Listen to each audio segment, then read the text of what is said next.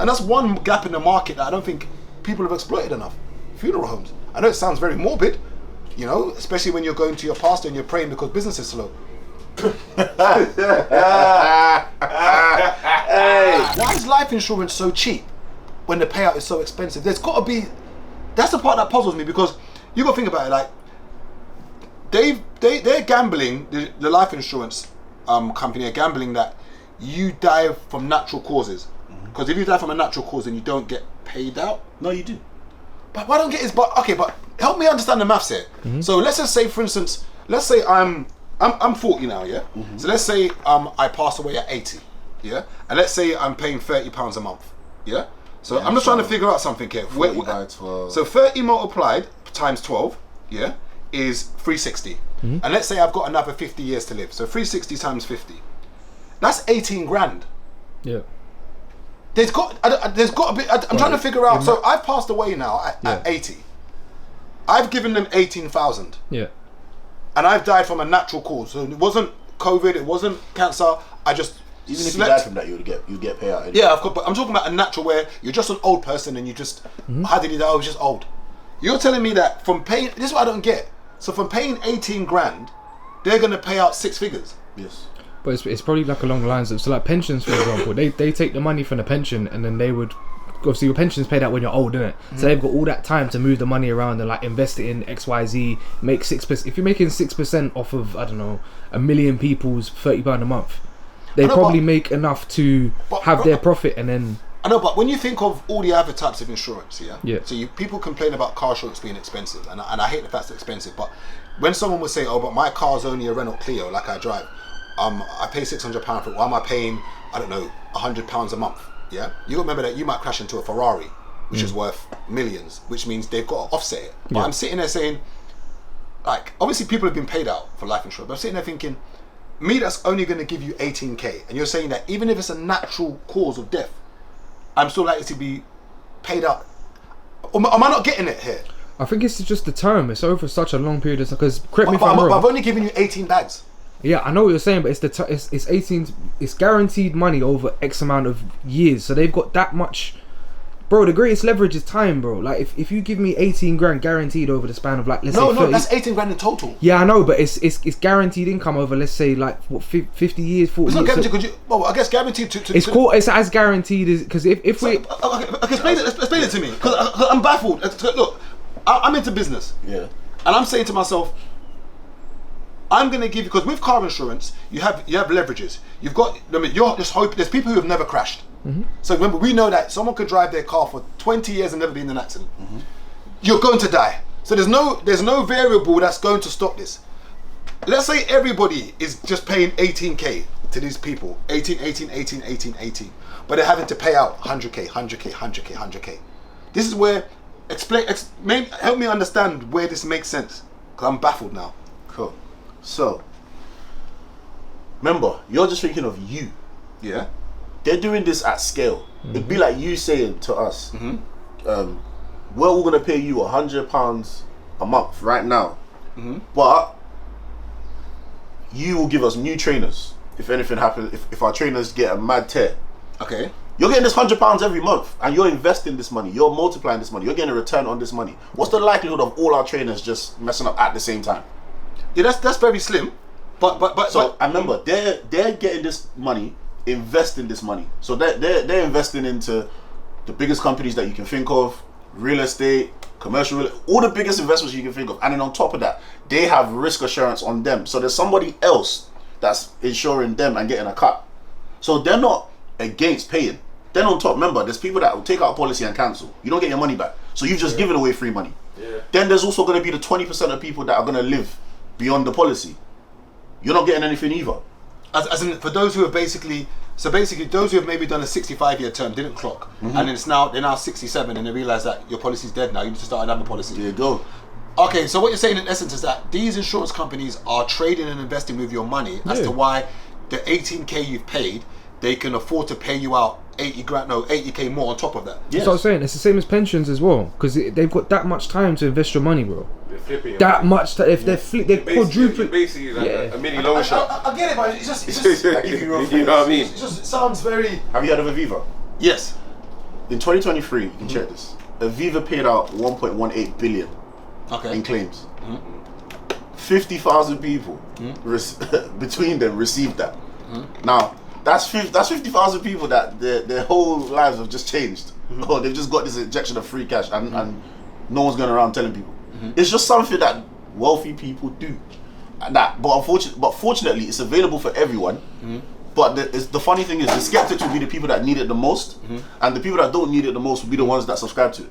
Yeah, I think what I'm going to do is after this, I'm actually going to check Aviva to see what their turnover was last year and what they made, because I want to see how this profit and loss thing works, because clearly these companies are making money. If not, they would have gone bust. But it's not all going to be on there, because if they're investing in property and stuff, they're going to get relief on this, on that, on this, on that. So it's not always going to be accurate. No, it's going to be so delayed to the point where. I just want to see the business model, because as I said, for me, if I know that I'm only collecting 18k, and I get it, these guys they're trading this money, they're investing here and there with your money, because remember, you're paying this money for say 50 years. Let's say I start my policy at 40. I've now given them money every single month for the next 40 years before I pass, which means obviously that money's just sitting somewhere and they can trade on it, and I guess they're multiplying the money. But I guess it's a very interesting business model. And I always say that even when it comes to funeral care, I always say that, how many black funeral homes do you know? Yeah, they've been. That's one industry that because we're so scared of death. Yeah, it's a business there now. Someone can say, "But why don't you go and do it, Gabriel?" There's a business sitting there right now. How many Ghanaian funeral homes do you know in the UK? None, not that I know of anyway. And you got to think about it. This is probably the most sacred point of someone's life, where someone's passed, where where you're at most distressed ever. And ideally, you probably want some black folk picking up and carrying someone that looks similar to you. It's just the reality of it. If that was the case, same way if, when a white person passes the funeral home and they're taken care of. And I think it's just having some representative view and someone who maybe can understand. And that's one gap in the market that I don't think people have exploited enough. Funeral homes. I know it sounds very morbid, especially when you're going to your pastor and you're praying because business is slow. Hey. Wait, Gabriel. God will provide. Yeah. God will provide. What is it? Gabriel. But Gabriel, at the same time, Gabriel, I need 10%. Yes. When you go to your pastor, my mechanic years ago called Peter, who was in South Norwood, he was into the church, and the business was slow for him as a mechanic. And he was saying, he's going to extra service on Sunday. And I goes, why? To do extra work. No. So he wanted to basically go to prayer night about jobs and business. I said, so what are you praying for? He goes, business is slow. I said, what are you praying for though? If you're a mechanic and business is slow, what are you praying for? Go do extra hours. No, I'm asking, if he's going to pray to God for more business, what does that mean about our cars? Accident, damage. Boy. Yeah. And that's why, when it comes to prayer in general, I don't want to turn the conversation that way. What sort of prayer I'm so mindful. I got a question. What do you mean by that? What do you mean by that prayer? So there's a young guy. He messaged the Chisel page, right, asking for like mentorship and stuff and to be pointed in the right direction. So I said to him, just break down your finances so I can send it on. And then it said, so he's making £2,000 a month, right? Okay. After everything, £1,300. But he's got £1,300 left. Yeah. Okay. He lives with his mum, etc. Okay, fantastic. But on the thing, it's £200 a month to church. Oh, that's times. Yeah. And I as someone that doesn't go to church, I was like, that's okay. I'll tell you what it is, yeah. Let's start with you. Yeah. Have you ever been in the church? Yeah. Are you still in the church now? Well, I don't have a church that I attend like that right now. Okay. Did you ever pay tithes at any point? Yeah. Now, what is your take on tithing? Well, it's a biblical principle, but I think what's happened is pastors have steered people's expectation of tithes wrong. Mm-hmm. So right now, there seems to be a lot of Christians that are tithing, like they're tithing and with a mindset that they're investing in the stock market. That's their mind, like, so that's how it's been positioned. Like they're gonna get a return. Yeah, if you pay this time, literally, if you pay this, God's gonna open the windows, 100-fold, 100x. So now they're thinking, right, if I put this 2 bills, God's gonna find a way to come and run me the 2 bags. Is there pastor entering the church via cable? So it's gliding in. I think it's the mind that's doing it wrong. You know? Bro, no, because they're gonna come for you for laughing. I think it's. I ain't even telling jokes. I'm just asking questions. I personally think it's stupid. You see the insurance? I'm covering myself. I'll tell you my standpoint in it. Yeah, and this is where I have a caveat for it. Now, I'm not in a church, and I was in the church for years. I went Bible college. I was going to be a pastor. Blah blah blah. Yeah. This is my thing. Is this? there's a building that's being used. There's electric, there's gas, there's rent, there's a lease, there's a mortgage that needs to be paid. So people should contribute to the upkeep of that building. And if you don't feel that's the case, then I don't understand why you're going there. Because in the same way, let's say we go to film somewhere, and let's say it's going to cost £100 for the studio, and we're all part of it in a group. We should all pay £25 each because it's £100. No one should complain that this is our contribution. So there should be a tithe that's paid, and that tithe is something that is set. Now remember, quote me if I'm wrong, those watching. Tithing was not only meant to be financially. Tithing was actually a principle where it was crops, where it was timing. It wasn't just money, but we've made it money because obviously money is now the exchange. Back then it was just someone had a goat, it was called bartering. If you had a goat and I had rice, I'd say give me some rice, give me your goat, we can now have food. Now where I think things have gone left now, because you said £200 2 bills, bro, and he's like 22, but it's 10%, and that's just what's been set. And my thing is that the building has an upkeep, but the only thing I would say is this: there should be a levy, meaning this. We should know. We should know what the actual finance for this church is. Yeah. So we should know what the outgoings for this building is. So if you're the pastor, I think it should be open as day. Yeah. This is how much it costs to run this church. We need this amount every single month. I believe a pastor should be paid if he's a full-time pastor.